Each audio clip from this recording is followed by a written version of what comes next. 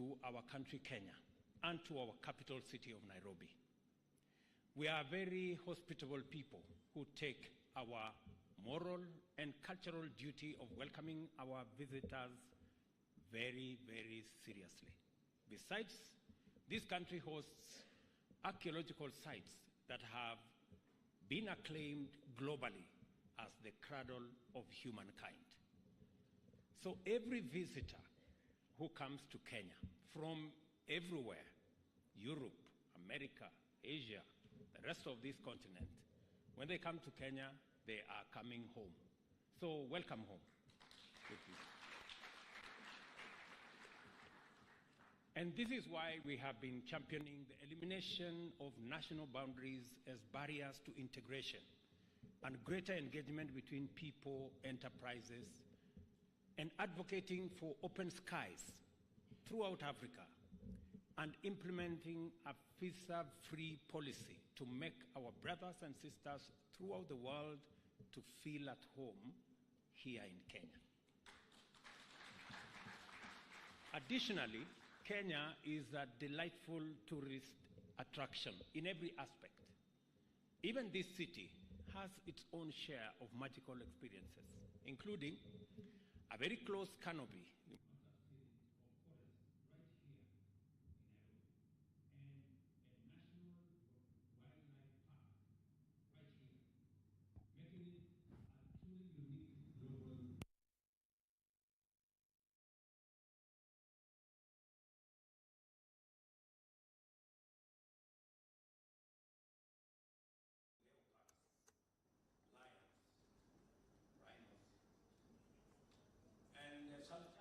we have a fence, but sometimes they break out of the fence.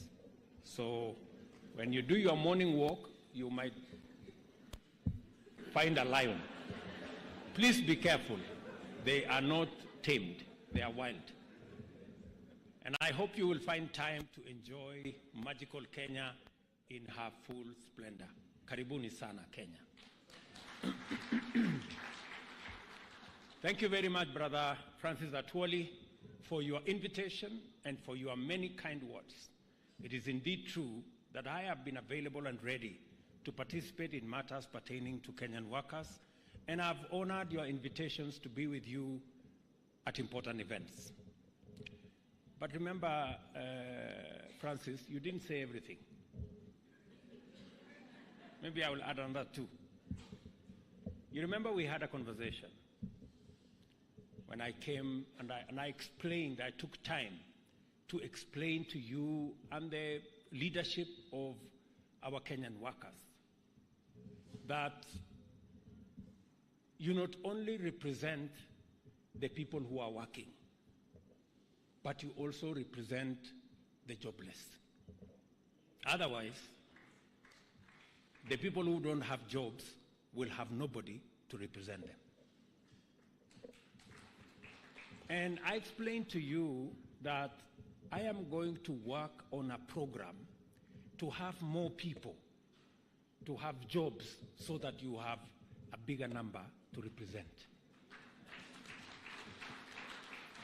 And I took a long time to explain what we are going to do to create job opportunities so that we can have more workers, more people earning a decent wage. And that is the reason why I told you there are three things that I am going to do in my tenure. That, number one, we will have a robust housing program. Not because we are looking for houses necessarily, but because housing creates millions of jobs. And I want to report to you, Secretary General and the leadership of the labor movement here, that in the last 8 months, we have created 120,000 jobs from our housing plan. I will encourage you to go and recruit those people to be members of your movement.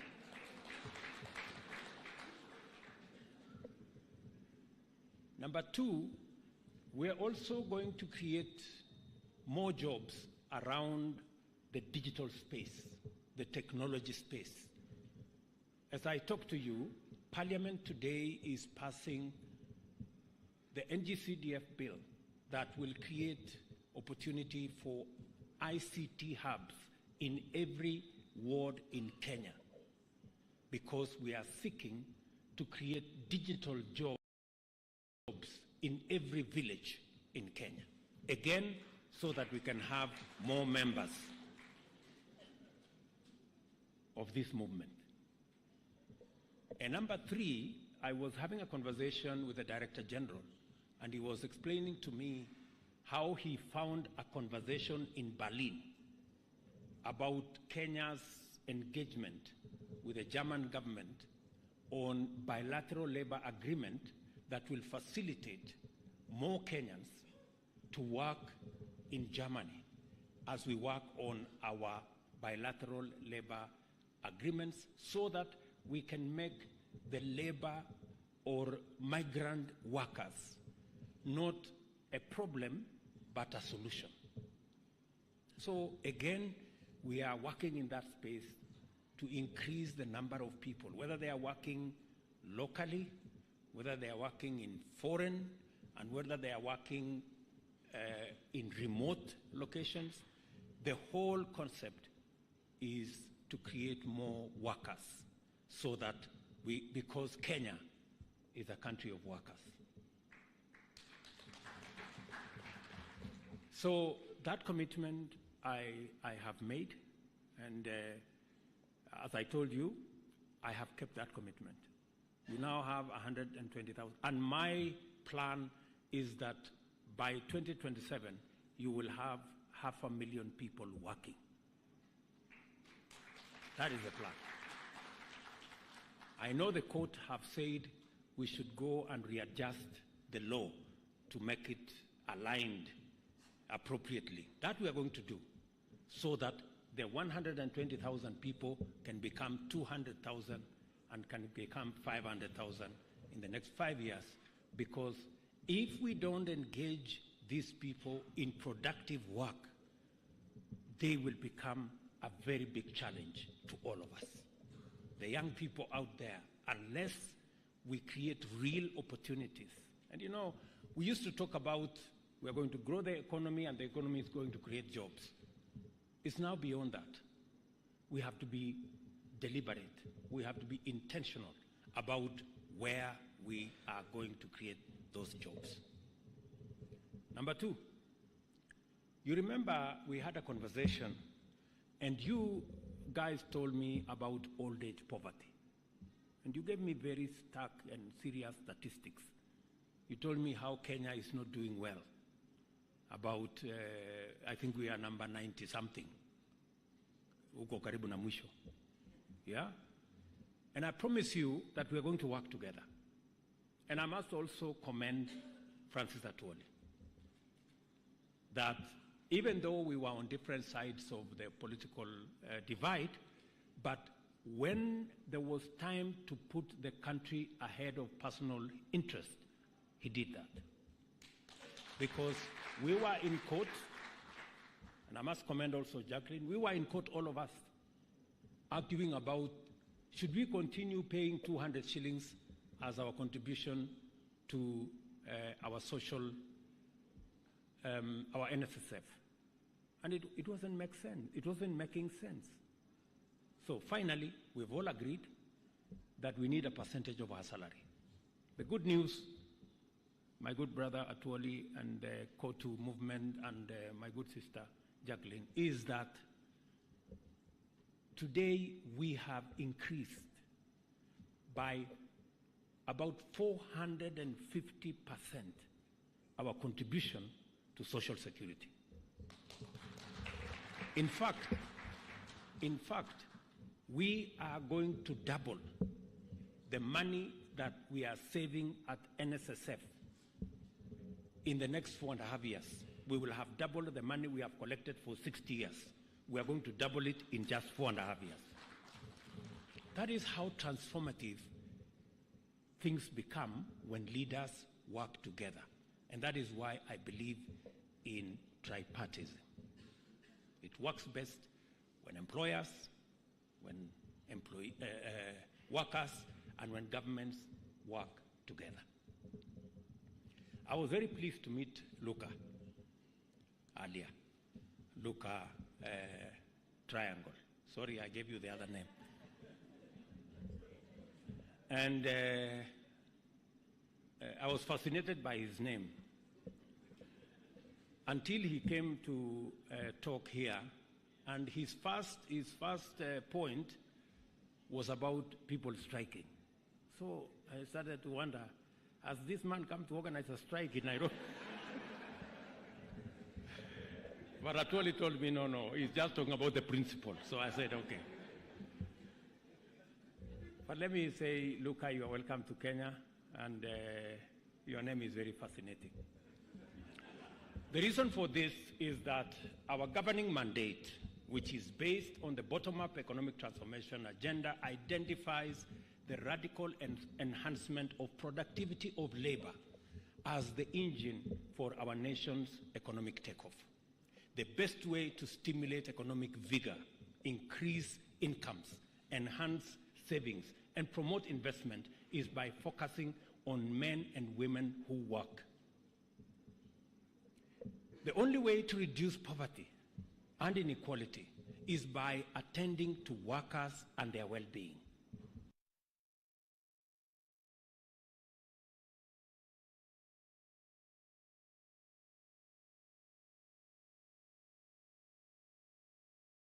To ensure that workers have decent jobs, safe and dignified working environment, a fair regime of income and remuneration which rewards skill and productivity, a robust social support including healthcare and dignified retirement, and a macroeconomic environment which effectively manages the cost of living through sustainable interventions and especially support for greater production. And it is the same, I made a commitment that we are going to enhance our productivity and our production, especially in agriculture. I'm very happy that this year our agricultural production has gone up by 40% because of the interventions we are making, so that we can walk the journey in real numbers of reducing the cost of living. You remember I also promised you that health is not going to be a preserve and is not going to be a luxury for those who can afford. Our universal health coverage this time round is going to take care of those who can afford and is going to make sure that those who cannot afford are carried along by government spending on them. It is also very clear that our bottom-up economic transformation agenda is also a radically pro-labor and boldly worker-centric program of action aimed at creating millions of jobs and lifting tens of millions of Kenyans out of poverty into the middle class. Every intervention, as I have enumerated, under the priority sectors, which form the pillars of our plan, testifies to this. We are therefore highly committed and interested in sustaining a dynamic relationship with the leadership of the national labor movement in order to keep abreast of the aspirations and of our workers and the most salient concerns as it pertains to their development and their well-being. I also congratulate you for your successful effort to host this Congress, which is a tremendous honor for our country and which demonstrates your vision for the labor movement, commitment to serve workers throughout the continent, and your highly developed networking and consensus building credentials. Our bottom-up economic transformation agenda is not worker-centric by accident. Kenya is a workers' country. Our freedom struggle is closely tied with the struggle by Africans for freedom to work in safety and dignity, whether on their land or in industries and other places. Given that colonialism based on forced labor was slavery in all but name, our freedom struggle was always about the fundamental right of Africans to have their personal dignity honored and their economic productivity acknowledged. This is why our foremost celebrated freedom fighters were also labor union leaders and activists, and you know that. Today, we are governed under a constitution which not only identifies human dignity, equity, social justice, inclusiveness, and equality among our national values and principles of governance, it also recognizes labor relations and social security as human rights and fundamental freedoms. By setting out the respective rights and obligations of workers, employers, and by implication, government, under Article 21 of our Constitution, the right to fair labor practices implicitly reflects the tripartism which forms the foundation of labor relations. The Labor Relations Act, which brings out this principle in greater detail to guide daily interactions in the workplace, is a case in point. It is clear, then, that social dialogue and tripartism are fundamental for sound industrial relations reflected in robust collective bargaining agreements and similar instruments, and critical to the realization of the bottom-up economic transformation agenda in terms of social justice, job creation, and the rapid attainment of shared prosperity among us Kenyans. With 87 registered trade unions in active operation, it is evident that Kenya recognizes the place of trade unions in defining our national character as a people who are not afraid to work their way to freedom and prosperity. We are, above all things, a nation at work. This being the case, we are fully seized of our mandate to advance the social dialogue agenda in honor of the solidarity with which our labor movement has promoted, sustained, and defended our freedom and our development. Measures like the full implementation of the NSSF Act 2013 were certainly overdue, requiring urgent action in order to guarantee dignified retirement for workers and the protection of retirees from old age poverty, as I have enumerated earlier. It is important that our social security regime attains a standard that exceeds the minimum established by the International Labour Organization under Convention number 102 of 1952. And I think we are heading there. Our determination to actualize the best standards of worker protection and welfare has inspired us to endeavor to align our labor policy framework with all international labor standards that have been ratified by Kenya, including the upgrading of our occupational safety and health, as well as work injury benefits regime. As we do this, we urge closer collaboration with the International Training Center for International Labour Organization for purposes of benchmarking and capacity building in order to make our labor movements responsive, dynamic, and effective. The work done so far in the education and health sector points to a promising future for social dialogue and greater improvement in terms of promoting alternative dispute resolution to ease the burden on the employment and labor relations courts system. We have launched the third generation County Decent Work Program, which is our basic policy framework for the International Labour Organization's Global Jobs Pact 209. We believe that decent jobs lie at the heart of human well-being, economic transformation, and overall prosperity.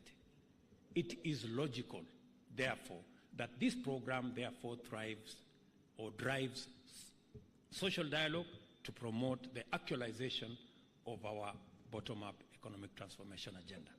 I'm encouraged by the labor movement's attention to the activity in the area of climate action and fully agree with your proposition that a just transition must consider the socio-economic interests of communities in formulating policies in response to climate change and ensure that workers are not disproportionately prejudiced by mitigation and adaptation measures.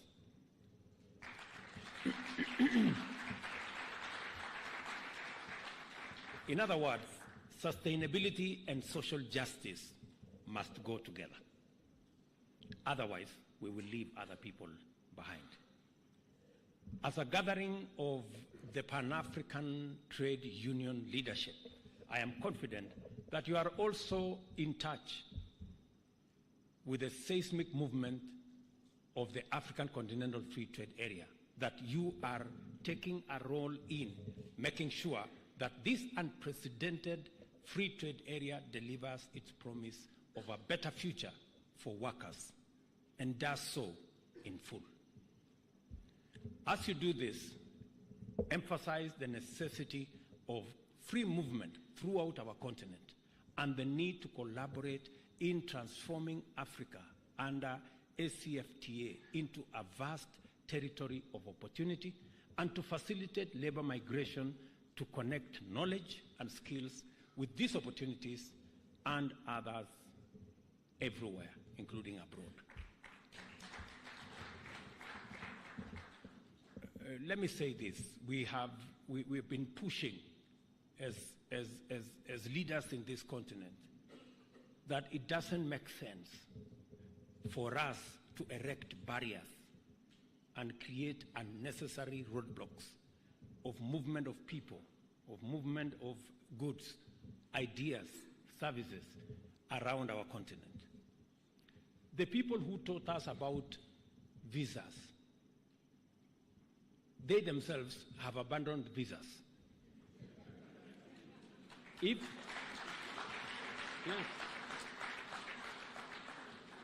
you go to Europe, where we learned about this visa thing, Europe today, 27 countries, 450 million people have abandoned visa amongst themselves. We in Africa are still struggling with visas. You are blocking this guy from coming, you are blocking this trade from coming, you are doing that.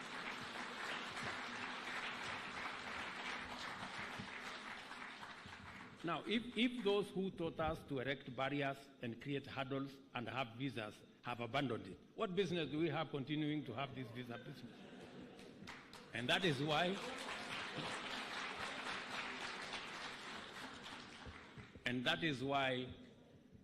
by the end of this year, none of you will require a visa to come to Kenya.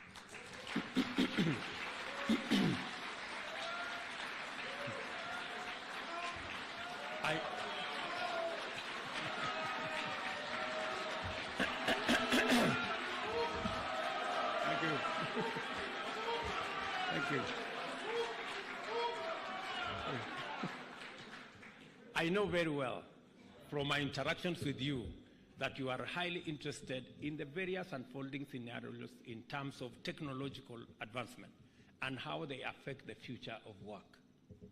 I had the opportunity of speaking to this subject in Geneva in June. I am aware of the passion and motivation with which you are engaged.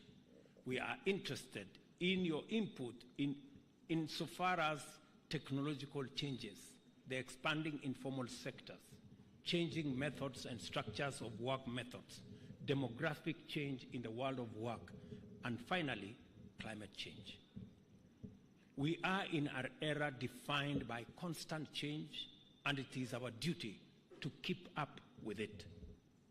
I am confident that this Congress will live up to expectations by driving work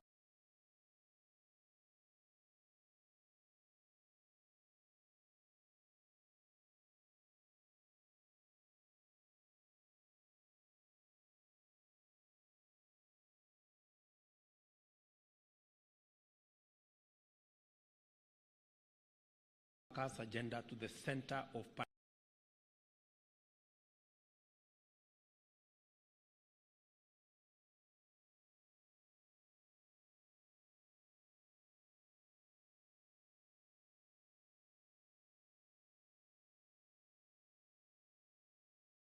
very long speeches, but very passionate about what they are saying. And you truly represent workers. I have a feeling. So thank you very much. God bless you, and my very best wishes. Asanteni sana. Thank you. I'll request His Excellency to remain at the dais. Thank you, sir.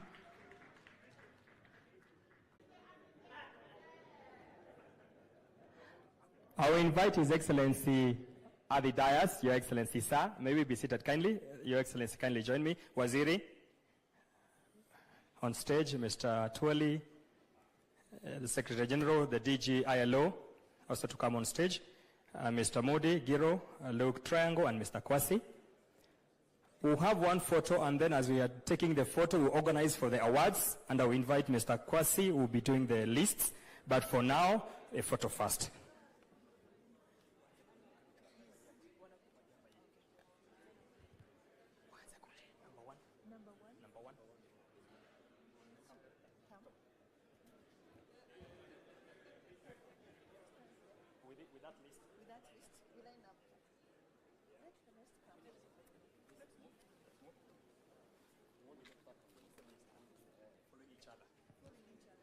So thank you so much. We are done. I will invite Mr. Kwasi kindly to take lead at the awards as they are being awarded by His Excellency. So they will come and line up. Yeah, they're coming in. Yeah. These are awards that, Your Excellency, we are giving to trade unionists and other collaborators who have worked with us all these years. Many of them are retirees, but we think it is important to recognize those who have worked for the advance of this movement. The first on our list is Francisco Maria Fernanda Cavaro. Francisca. We have Jean Oulata. The next is Jean Oulata.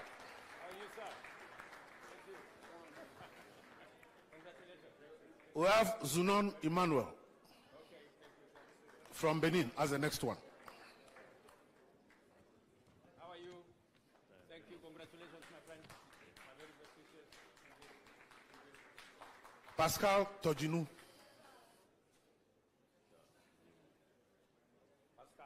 Pascal. Good.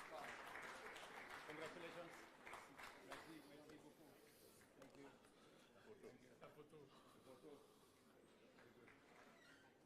Memunata Sisi. Congratulations, my dear. Thank you very much. Kabore Paul Nobila. Kabore Paul. Congratulations, my brother. Merci beaucoup. Thank you. Ian Augustine Bless. Agustin. Thank you. All right. Angelique Kipulu. Angelique.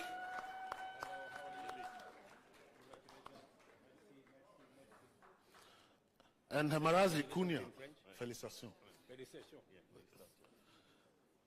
Dan Kunia. Done.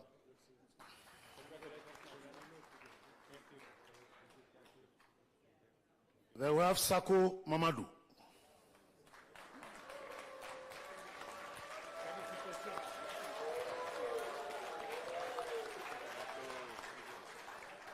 We have Ayuba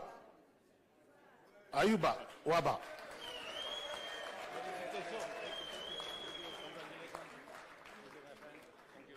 We have inside there. Thank you for the good speech. Thank you. Diallo Mamadou.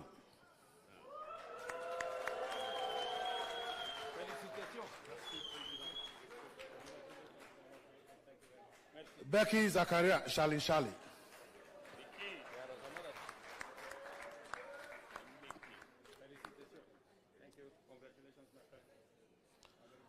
Adrien Akwete Beliki.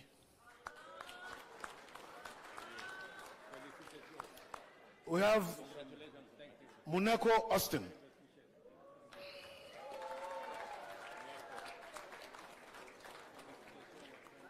Peter Mutasa.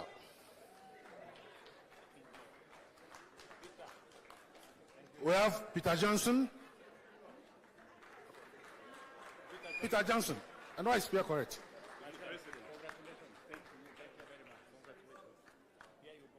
Where is Pierre? Pierre correct. Pierre correct. Pierre correct.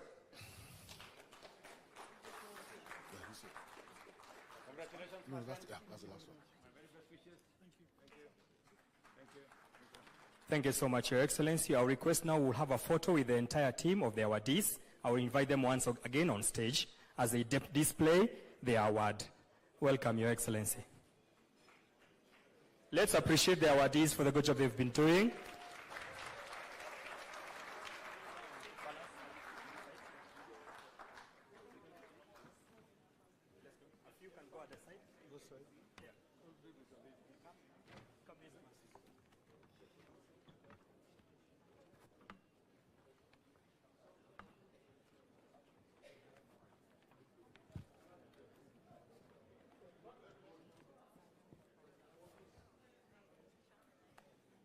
Thank you. Let's have that photo.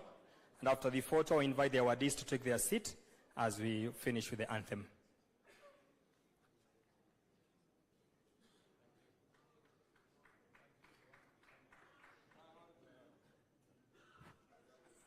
A lot of applause for the awardees, ladies and gentlemen. Thank you. Thank you so much. I invite them now to resume to their seats. Awardees, we can resume to our seats. Let's appreciate the awardees, ladies and gentlemen, once again.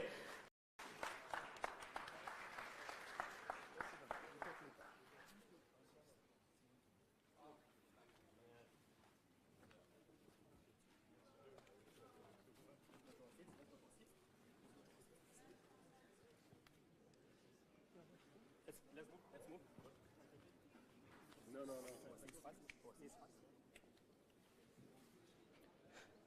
May we all be upstanding for the Kenyan national anthem. May we be upstanding?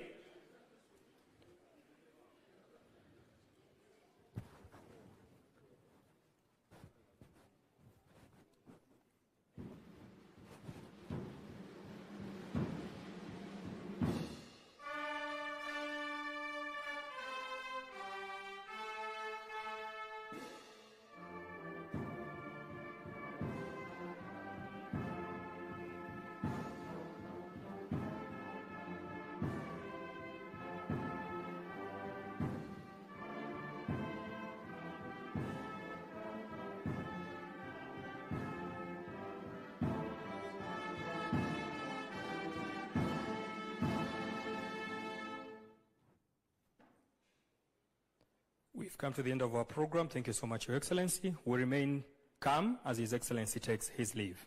Thank you, sir.